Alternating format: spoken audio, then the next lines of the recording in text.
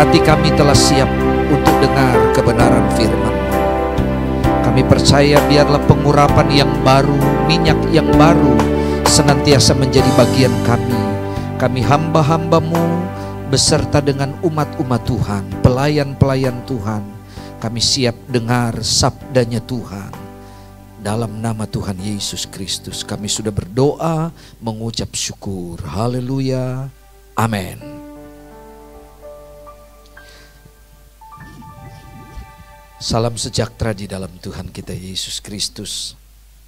Bersyukur kepada Tuhan karena saya ada bersama-sama dengan jemaat Tuhan yang ada di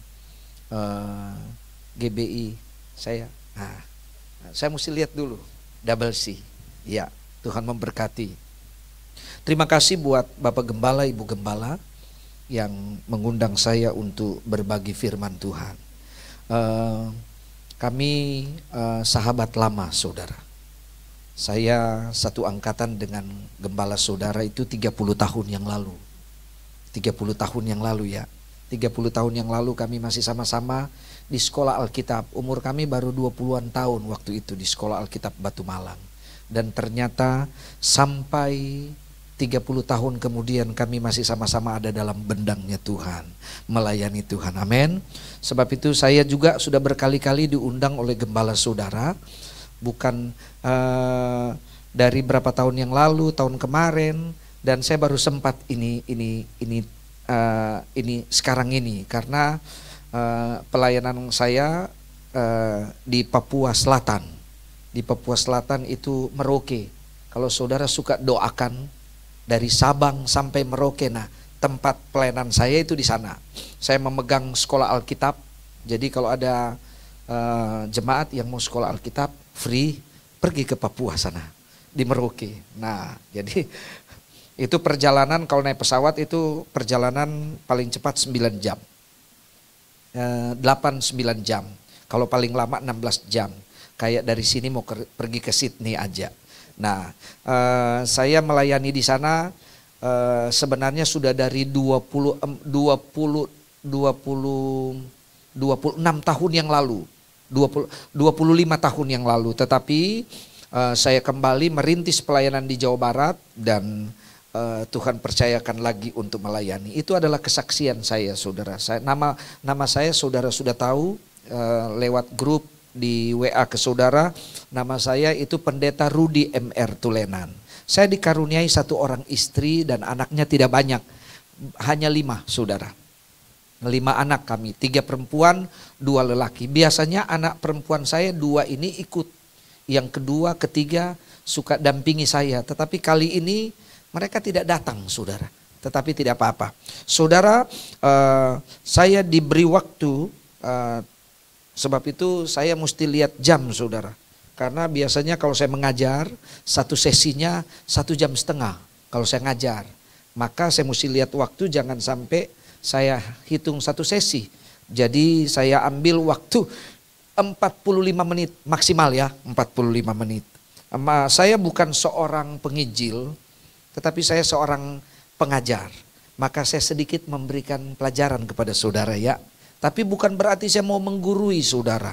Tidak, tetapi saya mau memberikan hal-hal yang dapat membangun saudara di dalam iman dan kepercayaan. Sekali lagi saya katakan terima kasih buat Bapak Gembala, Ibu Gembala yang sudah mempercayakan saya melayani.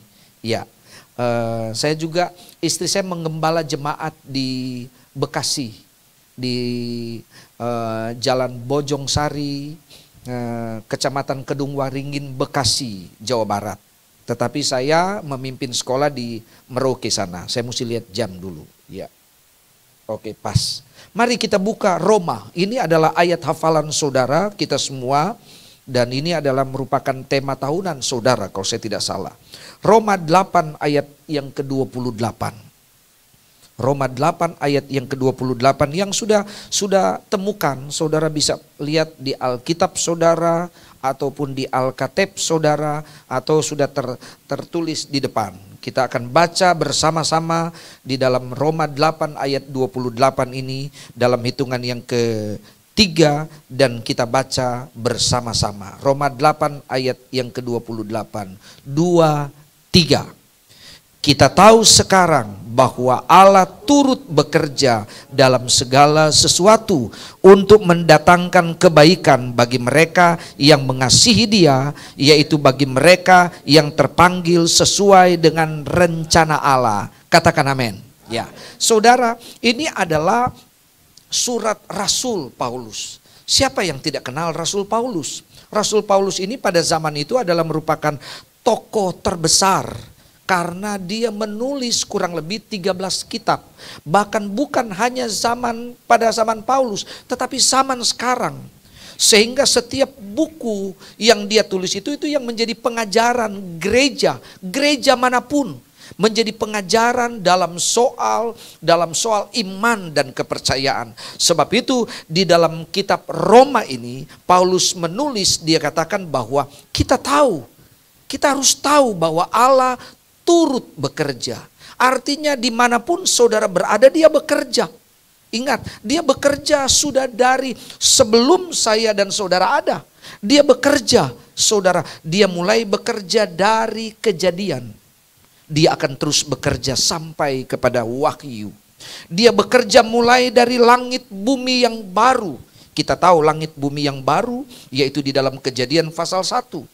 Dan dia juga akan terus bekerja sampai kepada langit bumi yang baru. Mungkin saudara bertanya, kenapa ada langit bumi yang baru pula? Iya, karena kita tahu bahwa langit bumi yang kita diami sekarang ini, satu waktu itu akan apa?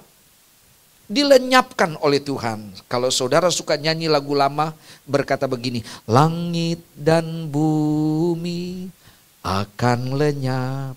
Jadi langit dan bumi yang kita diami ini akan lenyap. Tetapi saudara lihat Wahyu pasal 21, akan ada langit bumi yang baru. Akan sangat berbeda langit bumi yang baru nanti yang akan kita diami. Cuma sekarang saudara kita ini adalah calon-calon menikmati langit bumi yang baru. Kalau saudara setia, maka saya katakan Allah bekerja mulai dari langit bumi yang baru berdasarkan Kejadian pasal 1. Dan dia bekerja sampai kepada langit bumi yang baru berdasarkan Wahyu pasal 21. Dia terus bekerja. Di waktu dia menyatakan bahwa dia adalah Alfa dan Omega, itu dia bekerja. Dia mulai dari Alfa berakhir kepada Omega. Dengan kata lain, dia ada di awal dari segala sesuatu. Dia ada di awal kehidupan saya dan saudara. Dan dia terus berada, dia terus bekerja sampai akhir di mana kita menutup mata. Bahkan pada waktu nanti kita akan mendapatkan apa? Sesuatu yang baru. Dan dia ada mulai dari manusia yang pertama, manusia yang baru, sampai kepada apa? Dia bekerja sampai kepada manusia yang baru pula. Saudara, Allah bekerja kita mulai dari Kejadian. Saya membahas mulai dari Kejadian. Nanti saya akan berakhir di Wahyu. Coba kita buka. Saudara buka di dalam Kejadian pasal yang pertama.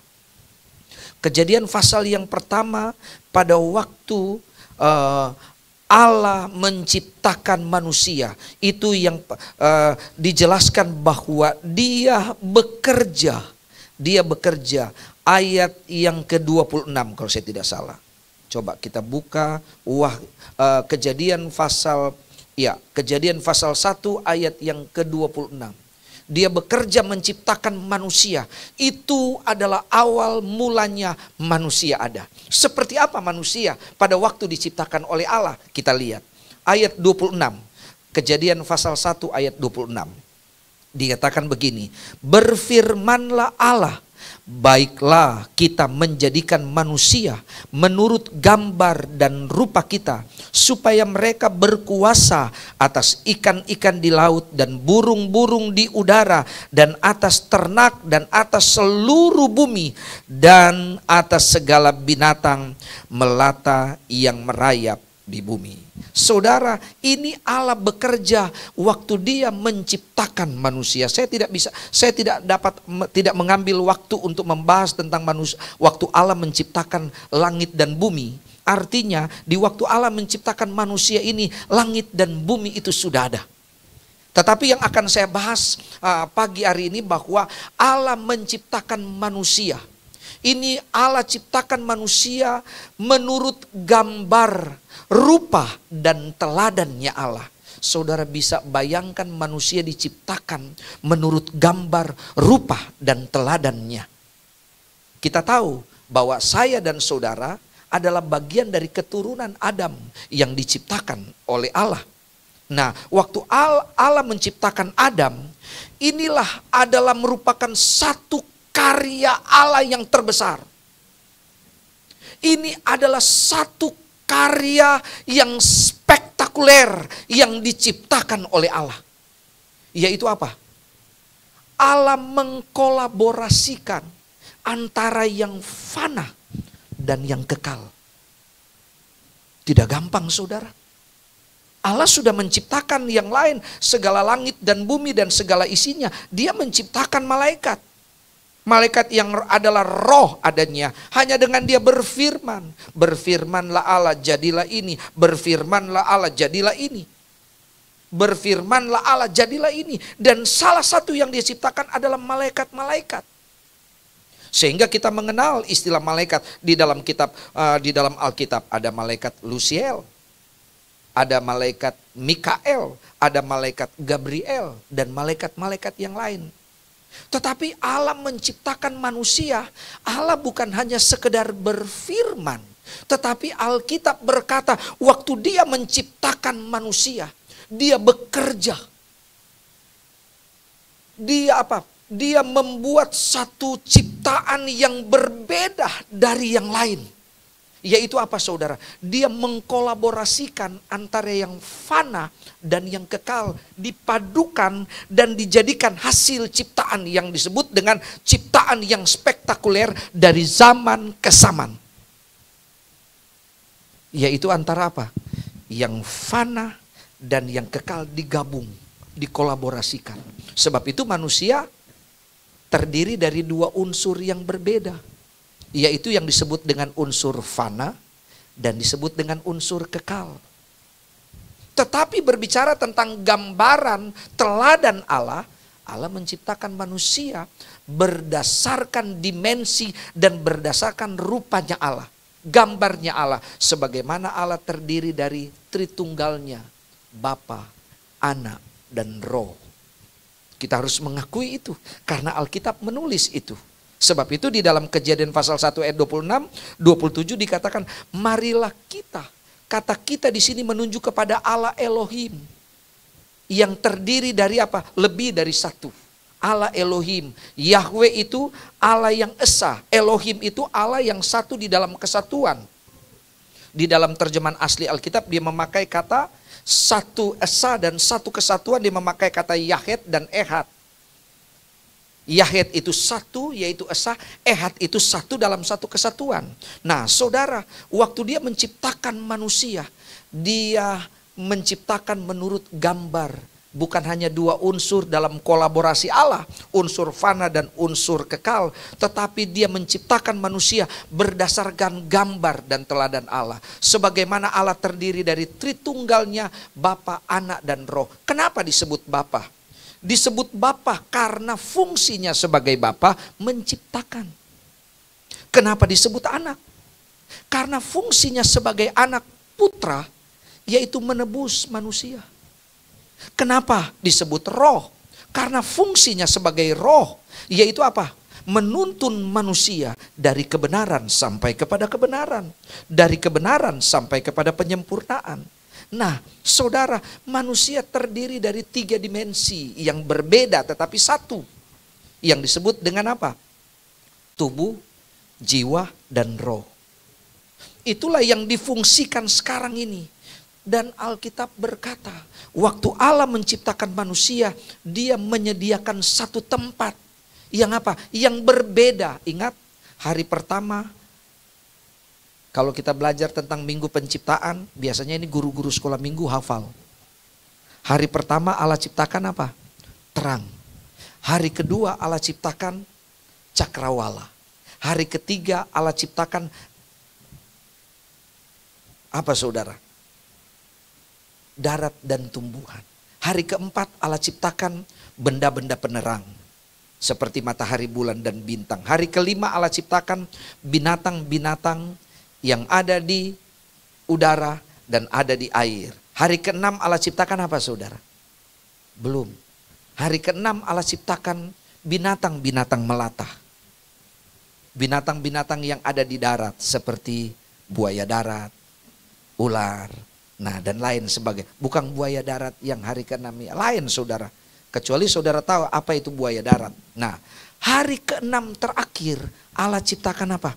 Manusia. Allah ciptakan manusia yaitu Adam. Dan hari ketujuh Alkitab berkata Allah berhenti bekerja. Dan Alkitab berkata dia memberkati hari pertama sampai hari keenam. Nah itu pola kan datang kepada saya dan saudara. Kita bekerja mulai dari hari pertama Senin sampai hari apa? Sabtu, hari keenam. Orang Kristen kan pakai hari pertama mulai dari Senin kan. Kalau orang Yahudi lain saudara, jangan samakan orang Yahudi dengan kita. Kalau orang Yahudi dia mulai apa? Sabat itu cuma mulai dari Sabtu. Dia sabatnya. Tapi kita orang Kristen tidak. Mulai dari hari pertama adalah Senin. Hari keenam adalah sampai Jumat. Sabtu maaf. Hari ketujuh hari Minggu. Kenapa orang Kristen pakai hari ketujuh adalah hari Minggu? Karena orang Kristen memegang satu kepercayaan. Yesus bangkit di hari Minggu.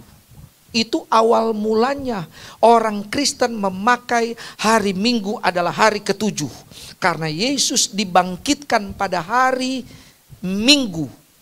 Kalau saudara lihat di dalam Injil Matius. Nah saudara, hari ke-6 Allah menciptakan manusia. Alkitab berkata waktu Allah menciptakan manusia ditempatkanlah. Kejadian pasal 2 dan pasal 3. Ditempatkanlah manusia di satu tempat yang Alkitab katakan yang disebut dengan Taman Eden. Di sini kita butuh hikmat Tuhan. Apa yang dimaksud dengan Taman Eden?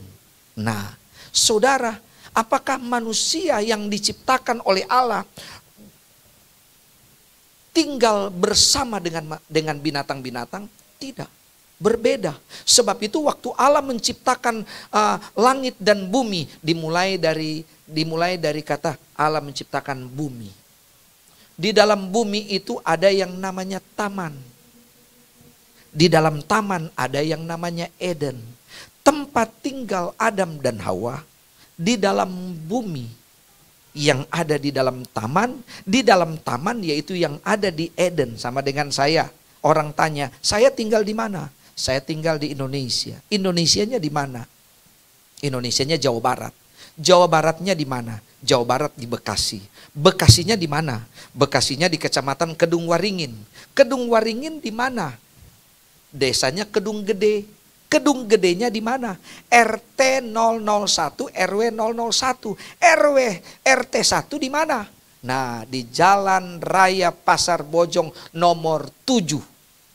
Itu letak rumah saya. Sekarang Adam dan Hawa. Adam dan Hawa tinggalnya di mana? Di bumi. Maklum dulu kan baru 2 orang.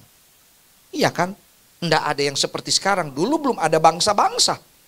Adam dan Hawa tinggalnya di mana? Di bumi. Buminya di mana? Di taman. Tamannya di mana? Di Eden. Amin. Terus binatang-binatangnya di mana? Adam dan Hawa tinggal di Eden. Di luar Eden ada yang namanya taman. Terus binatang-binatangnya tinggal di mana? Binatang-binatang itu tinggal di taman, bukan di Eden. Kenapa di taman?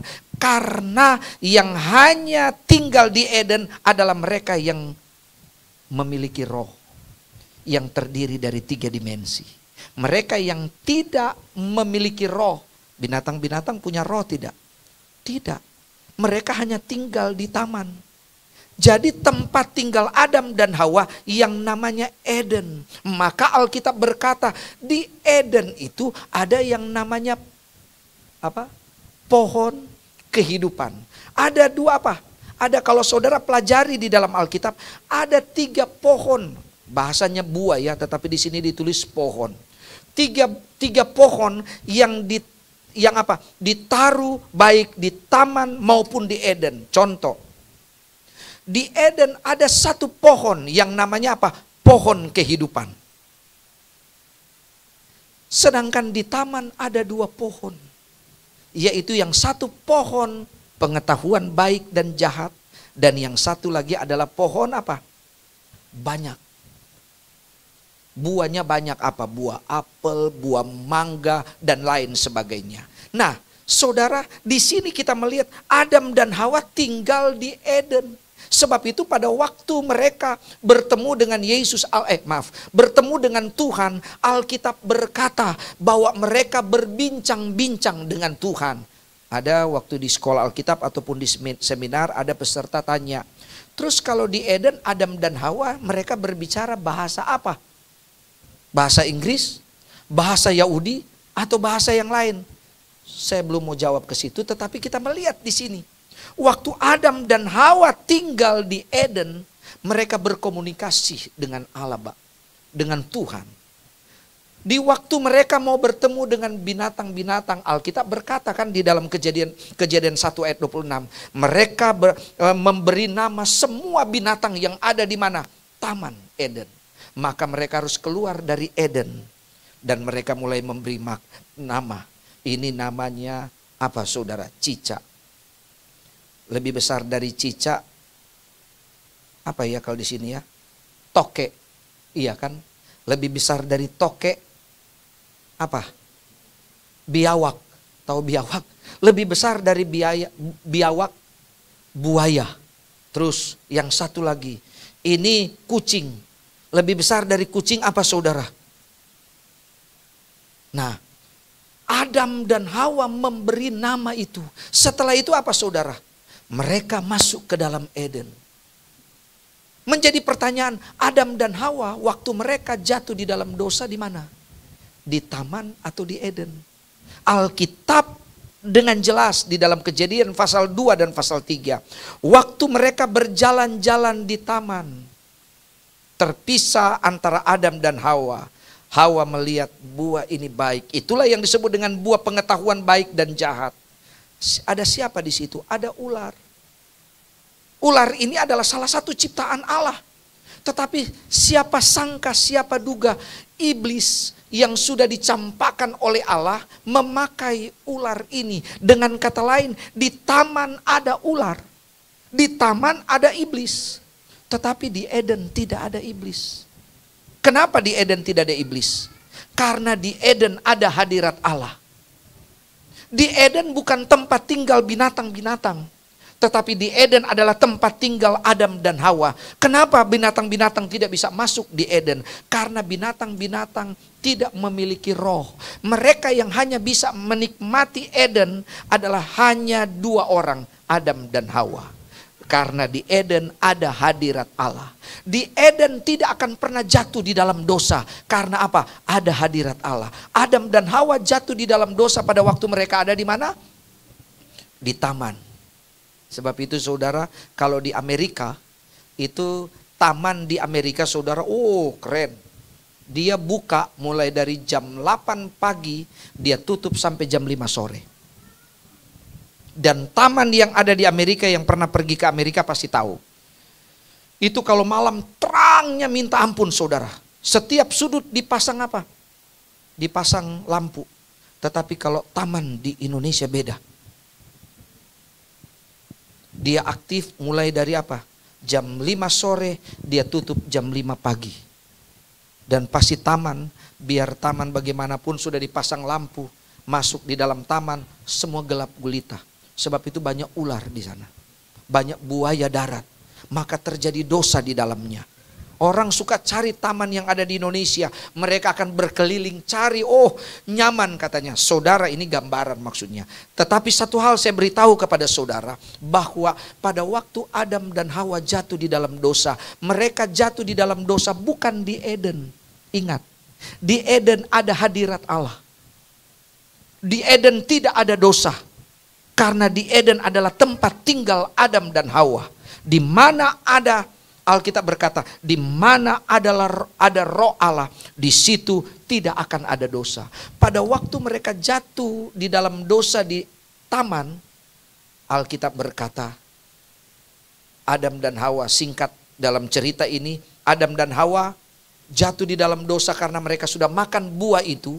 Dan dikatakan apa? Mereka mau masuk kembali ke Eden, bisa tidak? Sudah tidak bisa. Karena apa? Ada dua kerubium yang apa? Yang memegang pedang yang menyala-nyala, dan mereka dilarang tidak bisa masuk di Eden. Kenapa? Karena mereka sudah jatuh di dalam dosa. Sehingga apa, saudara? Alkitab di situ dengan jelas berkata, kalau mereka masuk, yang Tuhan tidak mau jangan sampai mereka masuk di Eden dan mereka makan apa? Buah kehidupan.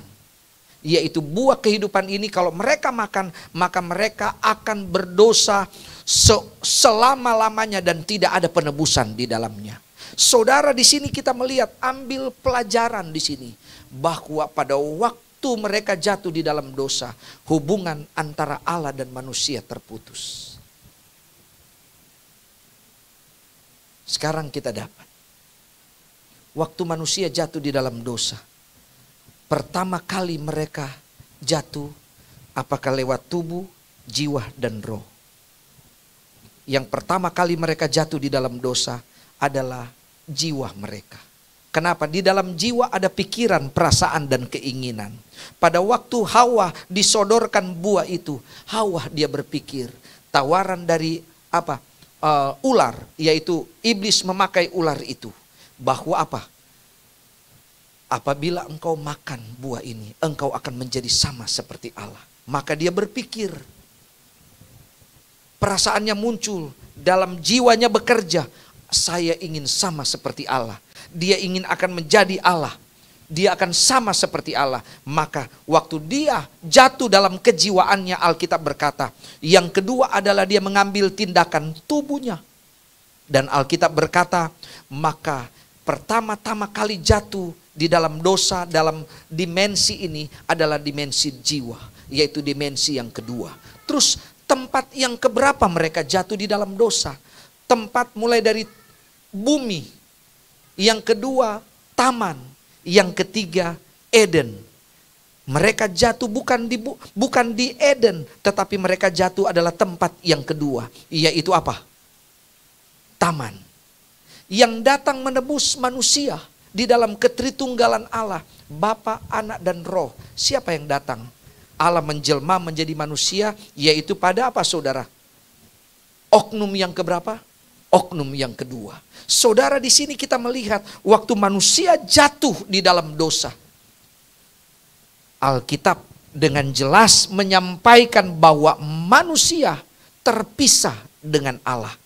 Sehingga hubungan antara Allah dan manusia itu terputus. Dan Alkitab juga berkata bahwa pada waktu manusia terputus hubungan, dan dikatakan di sini bahwa saudara, manusia tidak mempunyai kekuatan apa-apa lagi. Dan kemuliaannya, Yesaya sampaikan, dia lebih rendah daripada malaikat. Jadi jangan kita bangga dengan keadaan manusia sekarang ini. Kita lebih rendah daripada malaikat. Karena apa? Karena dosa yang ada di dalam diri saya dan saudara. Tetapi Alkitab berkata, dia berusaha untuk apa? Menebus saya dan saudara. Sebab itu saudara, waktu manusia jatuh di dalam dosa, kolaborasi Allah, yaitu manusia diciptakan dalam dua unsur yang berbeda disatukan, akhirnya terpisah. Dua unsur yang berbeda, manusia diciptakan dalam dua unsur yang berbeda, yaitu unsur fana dan unsur kekal. Akibatnya manusia dalam dua unsur ini terpisah, yaitu antara apa? Tubuh dan roh. Ingat, unsur yang dari Allah, yaitu dari kekal. Waktu manusia diciptakan oleh Allah, dibentuk oleh Allah dalam apa? Dalam kemanusiaannya. Diambil unsur fananya dari apa, saudara? Manusia dari debu tanah. Dibentuklah dia. Alkitab katakan, nanti diambil dari unsur kekal, yaitu Allah memberikan apa? Nafasnya, rohnya, itulah unsur kekal.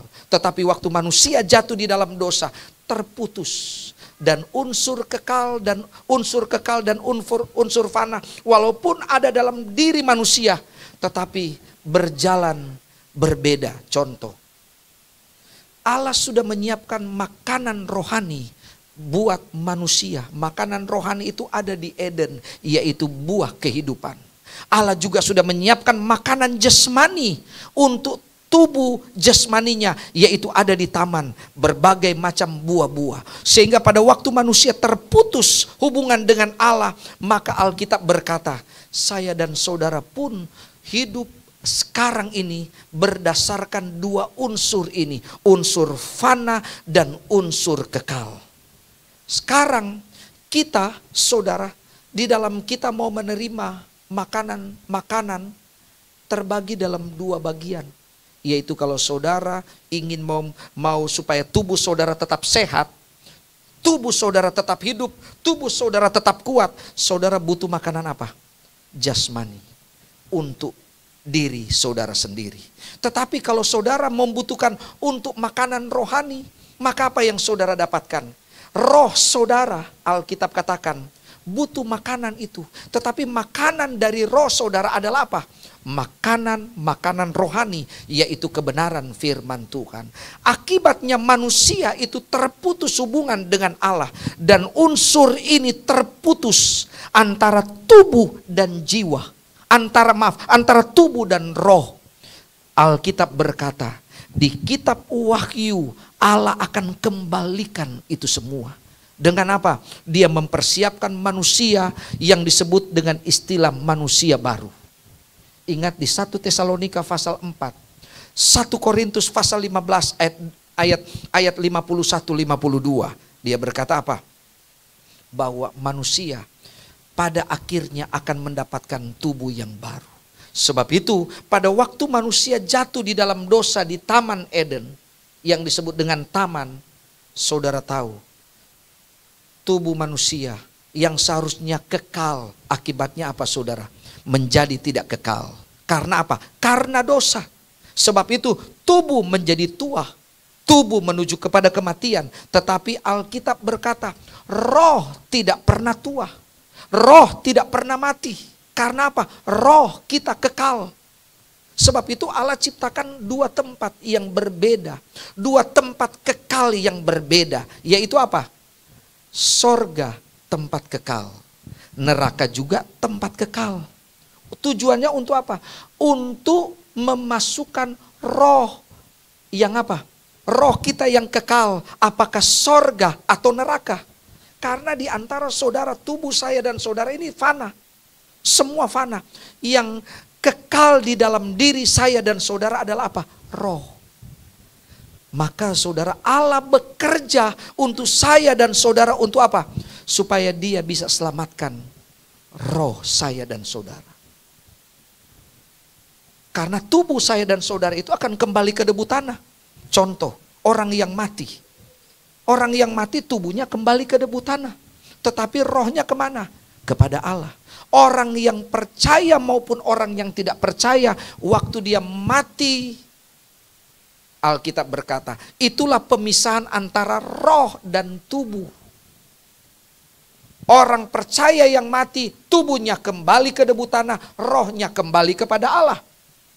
Orang yang tidak percaya yang mati, tubuhnya kembali ke debu tanah, rohnya kembali kepada Allah. Dua-duanya kembali kepada Allah. Tetapi perbedaannya apa? Di waktu Allah melihat ini orang yang percaya, maka rohnya Allah tempatkan di satu tempat yang dalam terjemahan asli Alkitab dia memakai kata Firdaus. Firdaus itu adalah tempat penampungan roh-roh orang yang percaya. Tuhan melihat ini dia tidak percaya semasa dia di dalam dunia, dia tidak percaya kepada Tuhan. Dia tidak setia, dia tidak percaya kepada Allah dan karyanya. Maka Allah tempatkan rohnya bukan di Firdaus, tetapi dia tempatkan di satu tempat yang namanya Hades. Hades adalah tempat penampungan roh-roh orang yang tidak percaya. Sebab itu Allah bekerja untuk saya dan saudara. Dia mau selamatkan, bukan selamatkan tubuh saya dan saudara, bukan. Iblis juga bekerja. Ingat Yohanes 10 ayat 10, pencuri datang hanya untuk mencuri, membunuh dan membinasakan. Iblis dia datang mencuri. Apa yang dia curi? Damai sejahteramu. Wahyu pasal 6 ayat 3 dan 4. Apa yang dia bunuh? Imanmu. Apa yang dia binasakan? Tubuh, jiwa dan rohmu. Tetapi Tuhan katakan, aku datang supaya mereka memperoleh apa? Hidup, bahkan berkelimpahan. Bukan hanya untuk hidup sekarang ini, tetapi hidup yang akan datang. Jadi yang kita jaga saudara, yang iblis cari dan Tuhan cari bukan tubuh kita yang cantik. Bukan tubuh kita yang gagah. Saudara pakai make up setebal 2 senti sekalipun, bukan itu yang Tuhan cari. Yang Tuhan cari adalah rohmu. Karena rohmu yang kekal dari dimensi di dalam diri kita. Yang akan selamat bukan tubuh kita, tetapi yang akan selamat adalah roh kita. Kenapa? Karena tubuh kita adalah kolaborasi Allah. Yang dia padukan antara fana, tubuh kita fana. Dan kekal, roh kita yang kekal. Sebab itu Alkitab berkata, dia mempersiapkan manusia baru. Apa itu manusia baru saudara? Manusia baru adalah manusia yang terdiri dari tubuh yang baru. Seperti apa? 1 Korintus pasal 15 ayat 52 dikatakan, kita satu waktu akan mendapatkan tubuh yang baru. Dan tubuh yang baru ini bukan lagi tubuh yang fana. Tetapi tubuh yang baru ini adalah tubuh yang berasal dari sorga. Akhirnya saudara, akhirnya Tuhan akan berikan kita tubuh yang baru. Yaitu tubuh yang berasal dari sorga. Maka saya katakan kepada saudara bahwa Allah berusaha menyelamatkan saya dan saudara. Supaya apa? Supaya kita sama-sama menikmati sorga yang kekal. Walaupun sebelumnya kita menikmati sorga, di dalam Wahyu pasal 20 dikatakan sebelum kita menikmati Yerusalem baru, langit dan bumi yang baru, kita menikmati apa dulu? Balasan Tuhan, 1000 tahun damai. 1000 tahun damai itu adalah balasan Tuhan kepada saya dan saudara yang sudah apa? Sudah melayani, sudah bekerja buat Tuhan, sudah apa? Pokoknya saudara mengiring Tuhan. Sehingga Tuhan akan membalas semua apa yang engkau sudah lakukan kepada Tuhan. Satu hal yang saya katakan kepada saudara. Waktu kita berada di 1000 tahun damai. Ingat, kita sudah mendapatkan apa? Tubuh yang baru berdasarkan 1 Tesalonika. Selain tubuh yang baru apa lagi? Kalau berbicara tentang tubuh yang baru berarti apa? Wajah yang baru. Menjadi pertanyaan, wajah saya seperti ini atau tidak? Yang pasti wajah yang baru. Yang kedua. Yang ketiga, Wahyu 2. Coba buka Wahyu 2. Kalau tadi tubuh yang baru berdasarkan 1 Tesalonika 4. Wajah, tubuh yang baru. Kedua, wajah yang baru. Ketiga, Wahyu 2 ayat 17. Selain dia memberikan tubuh yang baru, wajah yang baru, dia berikan apa ini? Wahyu, coba kita lihat. Wahyu 2 ayat 17. Ini. Siapa bertelinga hendaklah ia mendengarkan apa yang dikatakan Roh kepada jemaat-jemaat. Barang siapa menang, kepadanya akan kuberikan dari mana yang tersembunyi. Dan aku akan mengaruniakan kepadanya batu putih yang di atasnya tertulis apa? Nama yang baru. Nama yang baru itu apa? Yang tidak diketahui oleh siapapun selain oleh siapa saudara? Oleh yang menerimanya. Yang ketiga, bukan hanya tubuh yang baru, bukan hanya wajah yang baru, tetapi saudara pun mendapatkan apa? Nama yang baru. Saudara, waktu kita nanti bertemu di 1000 tahun damai, saudara jangan cari nama saya, Rudi Tulenan, pendeta yang ada dari Merauke. Jangan cari, saudara tidak akan temukan nama itu. Karena di dunia aja nama Rudi itu banyak sekali. Ada Rudi Hadisuwarno, ahli masak, Rudi Hartono, ahli bulu tangkis, Rudi Saerang yang penata rambut ya, atau apa? Rudi Tulenan pendeta. Rudi Tulenan juga banyak pendeta. Saudara punya nama-nama di sini itu pemberian dari orang tua saudara, dan nama itu cuma produk bumi. Jadi nama itu cuma sampai di mana? Batu nisan. Di 1000 tahun damai tidak ada nama saudara. Saudara nanti seringkali kan kita bilang begini kalau orang keluarga kita meninggal. Sorry saya banyak agak cepat ya. Karena saya mau kejar saudara supaya sampai di wahyu. Nah, seringkali kita bilang begini, sampai kalau ada yang meninggal kita tulis di Facebook, sampai bertemu 6, 5, 4, 3, 2, 1, selesai. Ada bonus 5 menit? Oke, ya, tambah 5 menit ya. Nah, kita selalu bertanya begini, kita selalu jawab begini, ada keluarga kita yang meninggal, sampai bertemu di mana?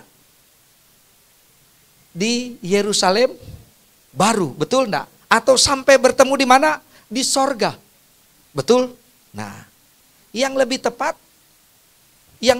sebelum saudara bertemu di Yerusalem baru, sebelum saudara bertemu di sorga, saudara pertama yang mau bertemu itu di mana? Di awan-awan. Sebab itu kita selalu nyanyi, ada pertemuan di udara. Itu lagu lama itu. Lagu dulu-dulu, pertemuan, ada pendeta umur 90 tahun di Manado. Saking dia bersemangat dari muda dia nyanyi lagu itu dia nyanyi, dia bilang sama jemaat, mari kita nyanyi, ada perempuan di udara. Baru mereka mulai nyanyi, ada, dia semangatnya 80 tahun lebih saudara. Ada perempuan di udara, perempuan yang manis. Itu yang pemain musik dengan, oh salah. Bukan perempuan, oh apa? Pertemuan, oh maaf saya lupa. Ada pertemuan di udara. Pertama kita bertemu satu dengan yang lain itu di awan-awan. Kenapa? Di awan-awan pembagian mahkota-mahkota. Pertemuan yang pertama di awan-awan. Kedua, dari awan-awan kita akan apa? Berkerajaan selama 1000 tahun. Yang saya khotbahkan semua ada di Wahyu pasal 20 dan 21 ya. Kalau saudara mau baca, bisa baca itu di rumah. Kedua, kita bertemu di 1000 tahun damai. Itu 1000 tahun saudara. Saudara Tuhan balas semua. Kalau saudara selama di dunia semua harta saudara beri. Dari kaya dimiskinkan karena semua harta saudara kasih buat Tuhan. Saudara tahu. Di 1000 tahun damai Tuhan balas semuanya itu. Jadi jangan kaget di waktu saudara punya mahkota itu berbeda. D.L. Moody dia mendapatkan satu penglihatan, 2 mahkota besar. Kalau saudara pernah baca bukunya. 1 mahkota besar, 1 mahkota kecil. Dia melihat seorang janda di sebelah. Dia berpikir mahkota besar buat saya, mahkota kecil buat janda itu. Ternyata terbalik. Mahkota kecil buat dia, mahkota besar buat janda itu. Dia protes sama malaikat. Kenapa dia yang dapat mahkota besar? Malaikat bilang, coba lihat siapa. Baru dia ingat, ternyata janda itu adalah jemaatnya yang selalu rajin ke gereja, duduk di pojok, yang selalu mendoakan dia supaya sukses. Nah, jangan kaget kalau seumpamanya jemaat lebih besar. Saya tidak cemburu ilahi saudara. Kalau jemaat lebih besar mahkota dari saya sebagai gembala.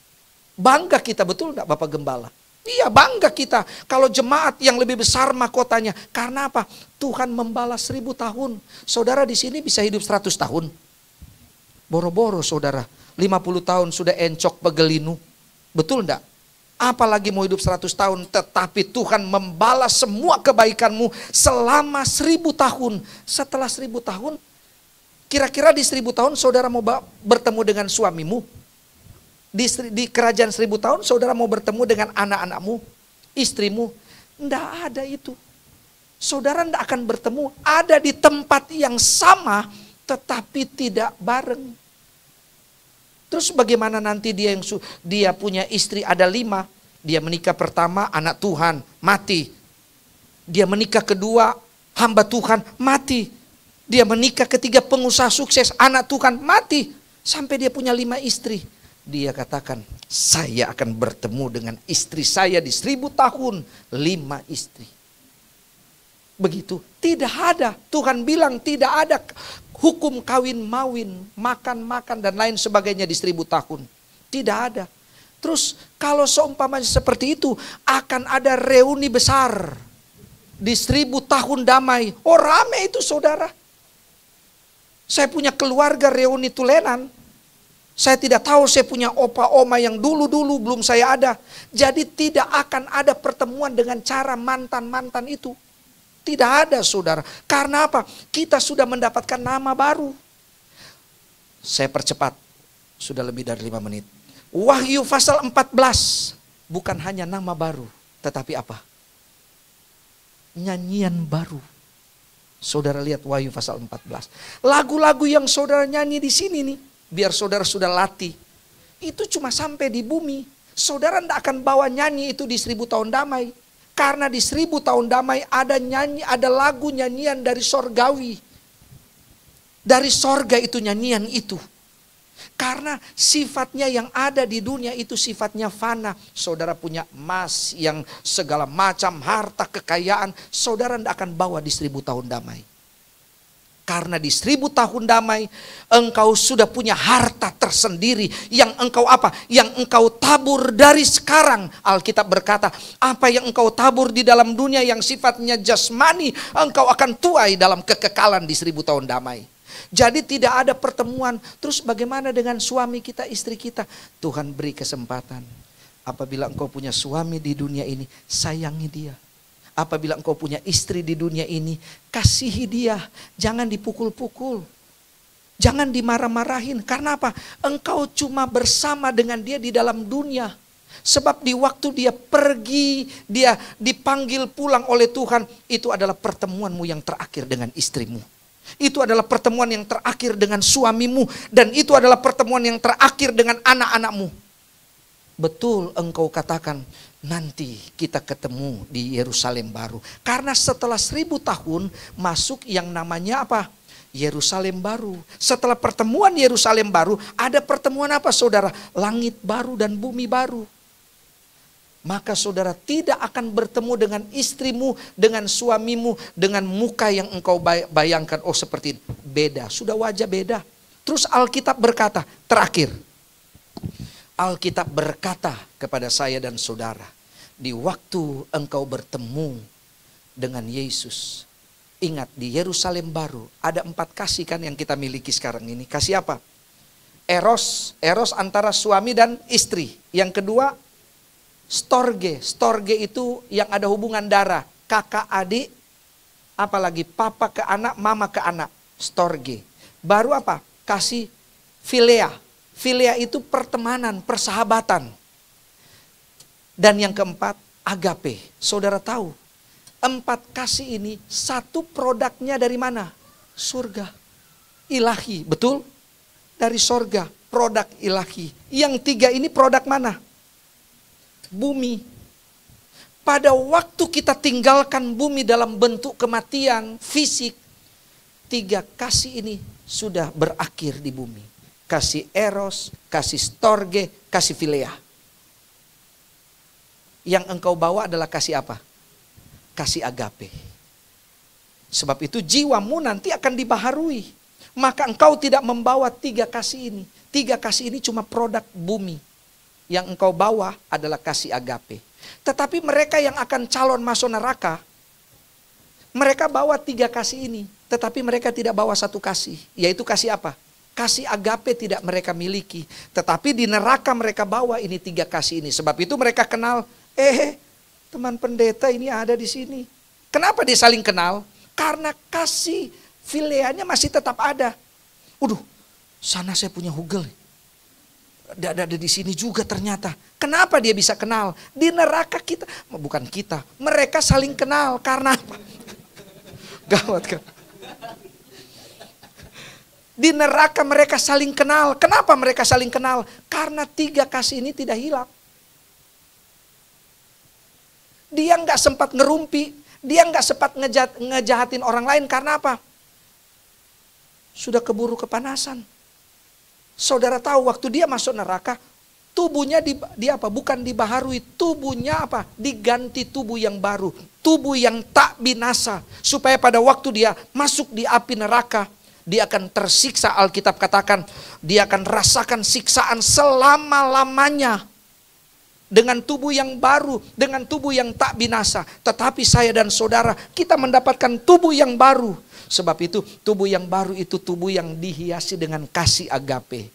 Jadi jangan berharap engkau akan bertemu dengan keluargamu, anakmu, suamimu, istrimu di 1000 tahun damai atau di Yerusalem baru. Ada di tempat yang sama, tetapi engkau tidak saling kenal. Kenapa? Saudara mau setuju, mau protes, mau terima, itu Alkitabiah. Maka dari itu sayangilah istrimu dari sekarang. Kalau ada kesempatan, ada uang kita jalan-jalan. Ini kesempatan jalan-jalan. Ada kesempatan untuk saudara nikmati bersama. Nikmati bersama karena pertemuan itu hanya ada di bumi. Pertemuan antara suami, istri, anak-anak dan lain sebagainya. Nanti kita lanjut. Tuhan Yesus memberkati. Saya serahkan kepada gembala.